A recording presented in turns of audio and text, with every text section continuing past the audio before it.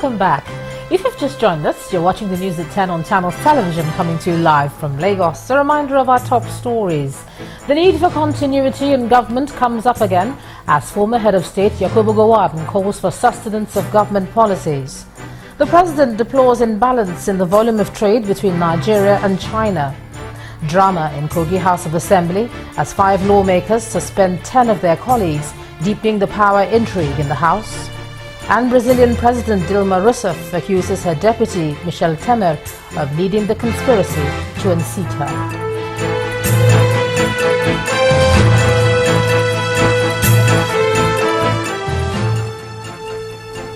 A quick reminder now that all our top stories are on our website, channelstv.com, and on youtube.com/channelsweb. And do visit m.channelstv.com to view us live on your mobile device. You can also download the Channels TV app for Android, iOS and Windows phones from their respective stores. And we urge you to use the Eyewitness feature in the Channels TV app.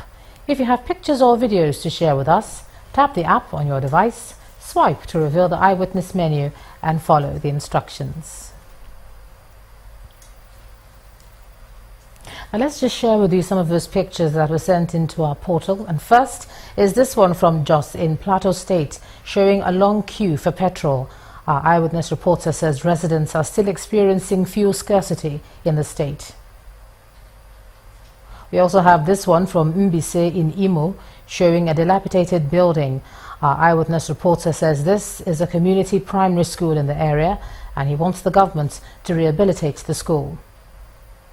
Next is this one from Oshogbo in Osun State, showing a flooded street, which our Eyewitness reporter wants fixed by the government.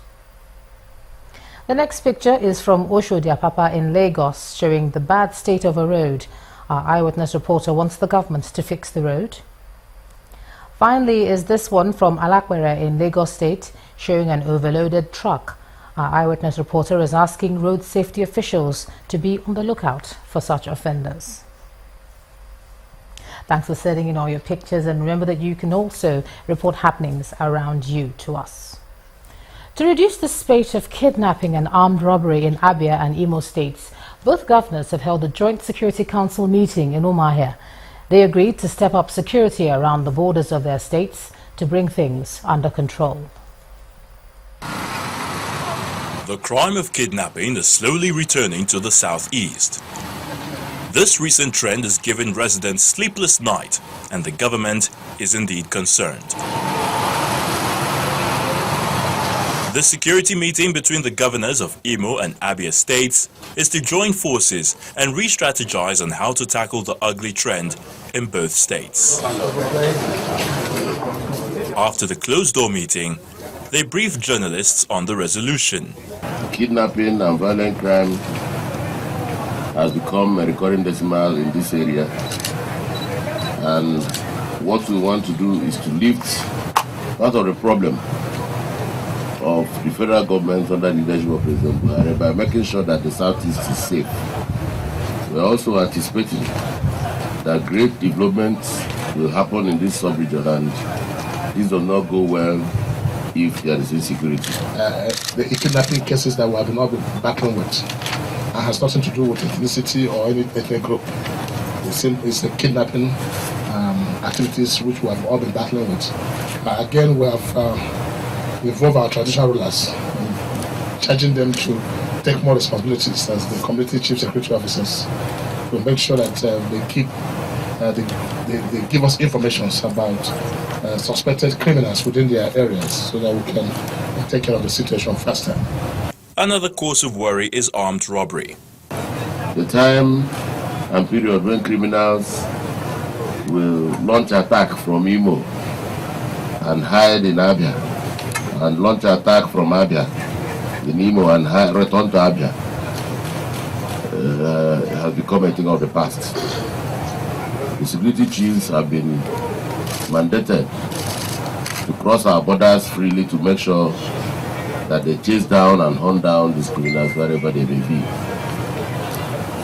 It is our responsibility to make sure we protect lives and property of not only Abians, but all Nigerians and all members of the world community that reside within the confines of Imo and Abia doing genuine business? We have also looked at the issue of our borders. Our borders are weak, because we think that when the securities operate within the city at the border, no one actually takes responsibility for the borders.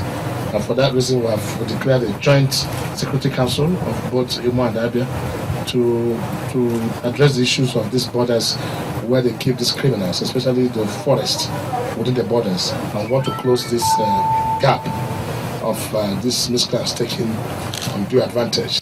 On the mass grave recently discovered on the borders of both states, government says its investigation has linked it to kidnapping.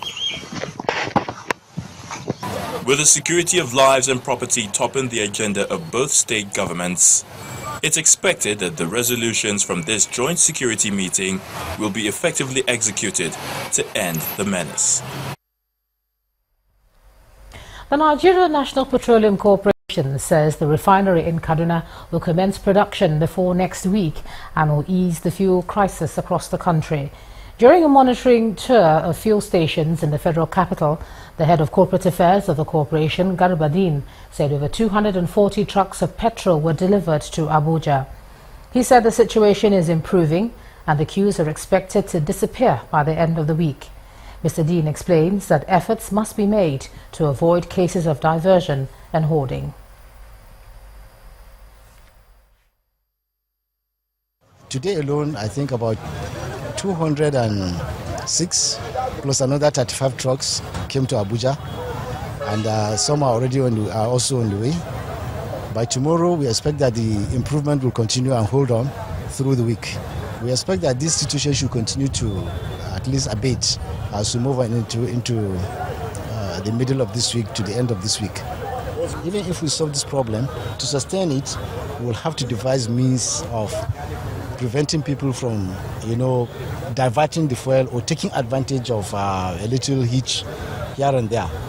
Anything that we can do, including deploying security people to ensure that people don't round trip, if you don't mind me using that phrase, we'll do it in order to prevent people from taking advantage of the situation.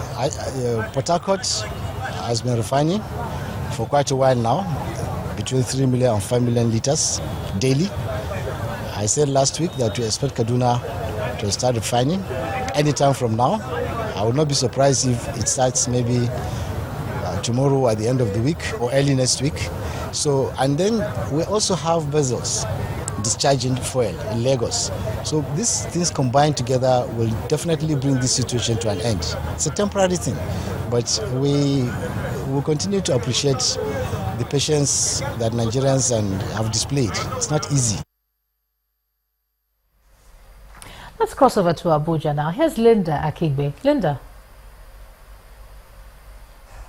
Hello, Joma. Good to see you and welcome to Abuja. Now we begin with legal stories. The first prosecution witness in the ongoing trial of the former Chief of Defence Staff, retired Air Chief Marshal Alex Badeh, one Air Commodore Salihu Ibrahim, has told the Federal High Court sitting in Abuja that he kept no personal records to prove all the cash transactions made between himself and the former defence chief. He also told the court during cross-examination that he cannot remember the exact amount of money he gave to Air Chief Marshal Badeh during the course of the transaction. He, however, maintained that the sum of 90 million naira was used for the purpose of furnishing a property belonging to Mr. Alex Badeh Jr., the son of the former defence chief, but added that he did not include it in the statement he made at the EFCC. After 2 hours of answering questions from the defence, the trial judge, Justice Okonabang, adjourned to the 19th of April for continuation of cross-examination and trial. The former defence chief is standing trial on a 10-count criminal charge bordering on corruption, money laundering and breach of trust.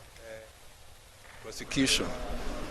And we had over 2 hours with him, but we were not able to finish because we have quite a lot for him. And his lordship, kindly, adjourned the matter to 19 next week for continuation.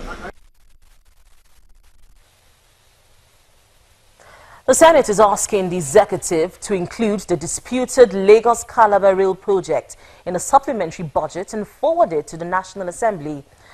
The referring journalist in Abuja, Senate spokesman Aliyu Abubakar, said the Senate is ready and willing to consider a supplementary budget from the executive, which would include the rail project.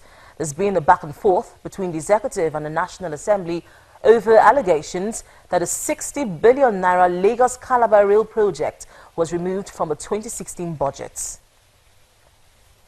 The Senate has made it very clear that it's just for somebody to admit that, look, come, we did omitted this project in error.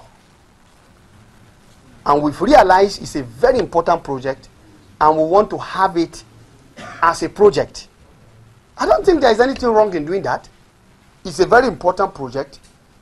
And as far as I'm concerned, if it is that very important, how can a 60 billion project be omitted? Why are you not asking why is it omitted? Why is it not in the original submission? Why are you not asking that question? It's important you ask that question. But even if you ask that question, are you going to get an answer that will give us a way forward? We have provided a way forward. And the way forward is we have passed this budget. That project is not there. Not because we removed it, but because it wasn't there. And we are saying by the provision of the Constitution, bring supplementary appropriation.